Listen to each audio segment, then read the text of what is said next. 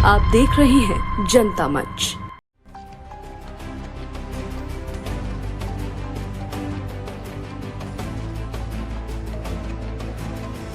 आपको हमेशा पीले कुर्ते और नीले सदरी में ही देखा जाता है, ये क्या है ड्रेस सेंस आपका?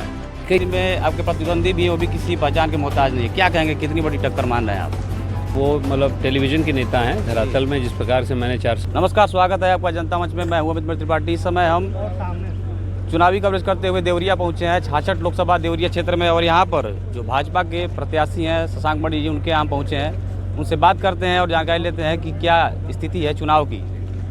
बरियारपुर मंडल के लगे देवरिया हाई प्रोफाइल सीट है, इसी में आपके प्रतिद्वंदी भी है, वो भी किसी पहचान के मोहताज नहीं है। क्या कहेंगे, कितनी बड़ी टक्कर मान रहे हैं आप? नहीं, देखिए, हम लोग का जन समर्थन बहुत तगड़ा है। मोदी जी के 10 साल के जो कार्य हैं वो सबके जुबान पे हैं, और मोदी जी का अगले 25 साल का जो स्वप्न है कि एक अमृत भारत का निर्माण किया जाए, उसी के साथ साथ मैंने भी एक पुस्तिका में अपनी व्यक्त की है कि हम लोग अमृत देवरिया का निर्माण करें। तो दोनों प्रकार से हम लोग को जन समर्थन मिल रहा है।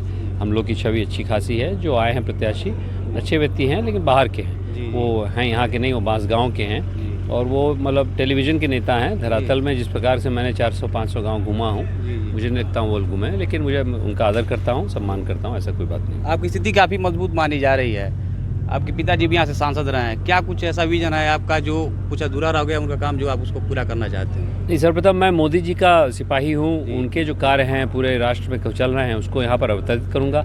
और उसी के साथ साथ संस्थागत रूप से मैं कई सालों से काम कर रहा हूँ स्वरोजगार पे, यहाँ पर वो भी कार्यान्वित करूँगा, आगे बढ़ता रहूँगा। और 2-3 बड़े प्रमुख मुद्दे हैं, शहरीकरण है जो देवरिया का, उसको सुचारू रूप से करा जाए, कुछ और चीज़ें हैं उस पर मैं ध्यान दूंगा। इसके लिए विधिवत थोड़ा मैं शोध करूंगा इलेक्शन के बाद, जब मुझे आप लोग जीत के यहाँ पर भिजवाएंगे 4 तारीख को, तो उसके करीब 2-3 महीने बाद मैं थोड़ा बहुत शोध करके बताऊँगा क्या करना चाहता हूँ। हमसे पहले हमारे सहयोगी ने इसी चैनल पर इंटरव्यू लिया था और कहा था कि जनता चाहती है कि आप देवरिया से प्रत्याशी बनाए जाएँ। हाँ। तो क्या पार्टी ने सही समय पर सही व्यक्ति का निर्णय लिया, या फील्डिंग पहले से चल रही थी टिकट की? देखिए, ऐसा है कि देवरिया एक बहुत महत्वपूर्ण सीट हमारी पार्टी के लिए। बहुत सोच समझ के जनता की आवाज़ सुन के, कार्यकर्ताओं की आवाज़, आप लोगों की आवाज़ सुन के, तो कुछ हद तक आप लोगों की आवाज़ गई ऊपर, इसीलिए मुझे टिकट मिला। भारतीय जनता पार्टी बहुत शोध करती है, कई लोगों से पूछती है, अपना सर्वे करवाती है, और उसी के आधार पर मुझे ये टिकट मिला है। मैं बहुत गर्वान्वित फील कर रहा हूँ। और मुझे टिकट भी मिला अष्टमी के दिन, और मैं यहाँ पर आया रामनवमी के दिन।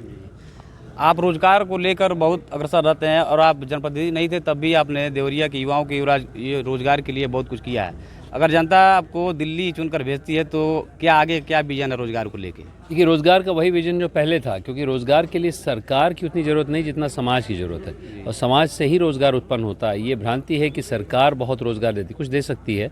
अधिकांश जो माहौल बनता है वो जब जनता के बीच में विश्वास उठता है एक क्षेत्र के लिए, एक दूसरे के साथ, तभी जाके रोज़गार उत्पन्न होता है। तो लगभग 7,500 से ज़्यादा मैंने रोज़गार, स्वरोजगार, ऐसा नहीं कि वो नौकरी है, वो स्वरोजगार से उत्पन्न यहाँ पर क्षेत्रीय जो रोज़गार है उसके लिए मैंने काफ़ी प्रयत्न किया है, कई कंपनियों को उत्साहित किया है। इसको आगे भी करता रहूँगा।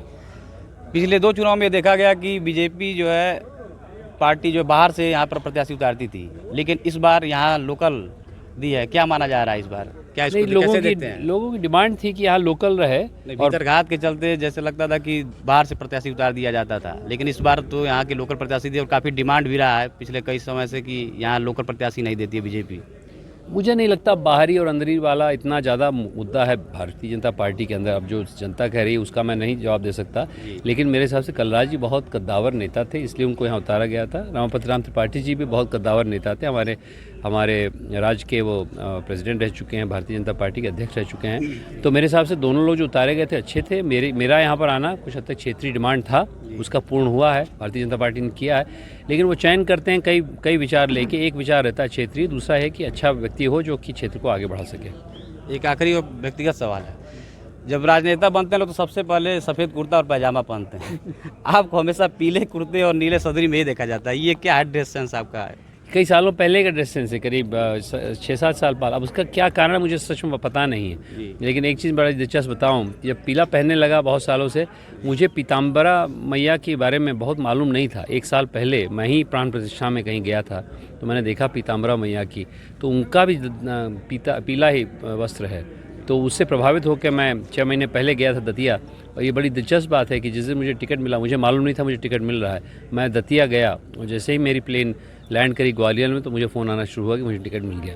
तो शायद कुछ अलौकिक रिश्ता है, मेरा संबंध है, इसी के लिए मैं पीला पहनता हूँ। कोई ऐसा कोई ख़ास वजह नहीं है, पीला एक शुभ एक कलर है और मैं इसी में आपको दिखूँगा आगे भी। देवरिया को जो है चीनी के मिल यहाँ कई थे और चीनी का कटोरा कहा जाता था, सारी चीनी मिलें लगभग बंद हैं, इसके लिए भी कुछ आप कदम उठाएंगे? देखिए, चीनी की मिल का सबसे प्रमुख समस्या है कि जो ज़मीन है, जैसे बैतालपुर चीनी मिल है, उसको विवादित है और अभी सुप्रीम कोर्ट में है। जैसा कि योगी जी पिछली बार आए थे, उन्होंने बोला था, तो जैसे ही वो खारिज मतलब वो हम लोग के पक्ष में आता है निर्णय, वो जो ज़मीन है वो हम लोग को वापस सरकार को मिल जाती है। तो योगी जी ने बनाया है, मैंने बनाया प्लान कि हम उसमें कुछ इथेनॉल प्लांट लगवाएँ। चीनी ही नहीं बल्कि चीनी से कई और चीज़ें भी बन सकती है, वहाँ को जनरेशन प्लांट भी हो सकता है। इन सब की संभावना तभी होगी जब सुप्रीम कोर्ट निर्णय आएगा। तो मैं इस पे बहुत नहीं कहूँगा, लेकिन एक चीज़ कहूँगा कि ये चीनी के अलावा भी देखिए, चीनी एक विषय है, हल्दी एक और विषय है, सब्ज़ी एक और विषय है, अनेक चीज़ें हैं। हम सिर्फ चीनी पे न निर्भर रहें, चीनी बहुत आवश्यक है, ऐसी बात नहीं है। चीनी कैश क्रॉप है, लेकिन और भी कैश क्रॉप हम लोग लाएँ। जैसे कि आपको ताज्जुब होगा कि मैंने तमकुही राज में और फाजिल नगर में ये जो केले की रेशे से हम लोग वो बना रहे हैं, सूत बना रहे हैं और उसका कारपेट बुना जा रहा है। तो कई ऐसी उपलब्धियां हैं, क्षेत्र में संभावनाएं अपार हैं, उसको जागृत करने की कोशिश है। चीनी और शुगर केन और गन्ना एक है, लेकिन अन्य भी चीज़ें। और एक और चीज़ अंत में कहूँगा, सबसे बड़ा हमारा जो उपलब्धि है वो हमारे मानव संसाधन है, हमारे लोग हैं, उनके जीवन में कैसे अर्थ लाया जाए, इसमें भी विचार कर रहा हूँ। आपके समर्थक लगातार कर रहे हैं 4 लाख पार, मोदी जी कहते हैं 400 पार, क्या दिख रहा है जनता में लगातार घूम रहे हैं आप? नहीं, मैं कोई आंकड़ा नहीं देना चाहूँगा। मैं समझता हूँ कि अच्छी जीत हो जाए, मोदी जी का हाथ सशक्त करूँ, अच्छे मार्जिन से विन करूँ, ताकि जो औसतन मार्जिन का भी जो सिलसिला चलता है पूरे राष्ट्र में, उसमें भी हमारा देवरिया संसदीय अच्छा रहे। बहुत अति उत्साहित होने की ज़रूरत नहीं है। हम लोग की लड़ाई हर समय एक एक वोट के लिए है। मान लीजिए ज़्यादा वोट मिलते हैं हमें, तो उसमें ज़्यादा गणतांत्रिक शक्ति मुझे मिलेगी। मेरा ये मानना है कि सबके प्रयास से सबका विकास होता है। वोट सिर्फ करना एक चीज़ है, लेकिन वोट के बाद मान लीजिए लाखों लोग जो मुझे वोट करते हैं, मेरे साथ अगले 5 साल चल के अपने क्षेत्र को आगे बढ़ाने का प्रण लें, तो उसमें छुपा हुआ अनुमान जगाने की मेरी शक्ति है। मेरा किरदार दोस्तों जामवंत का है, मेरे वोटर हनुमान है। जी, बहुत बहुत धन्यवाद। तो आप बात किया, भारी जन समर्थन मिल रहा है इनको, इनके प्रतिद्वंदी भी काफ़ी अच्छे और कद्दावर नेता हैं। अब देखना ये होगा कि जनता कितने वोटों से इनको जिताती है। कैमरा पर्सन दुर्गेश मिश्रा के साथ अमित त्रिपाठी, जनता मंच। अभी तक आपने हमारे चैनल को सब्सक्राइब नहीं किया है तो दिए गए स्क्रीन पर हमारे जनता मंच चैनल को सब्सक्राइब करें और बेल बटन दबाना बिल्कुल न भूलें।